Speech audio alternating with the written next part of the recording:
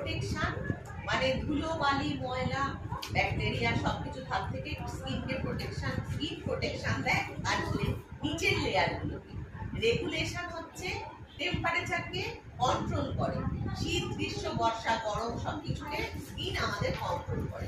Defence করে সমস্ত রকম ইনফেকশন থেকে, ডিফেন্স করে স্কিন আমাদের। আর স্টোরেজ মানে জল ফ্যাট ভিটামিন সমস্ত স্কিন নিজের মধ্যে স্টোর করে রাখে তার আপার লেয়ার বা সবকিছু কাজের জন্য। এটাকে বলে স্কিনের 4টে ফাংশন।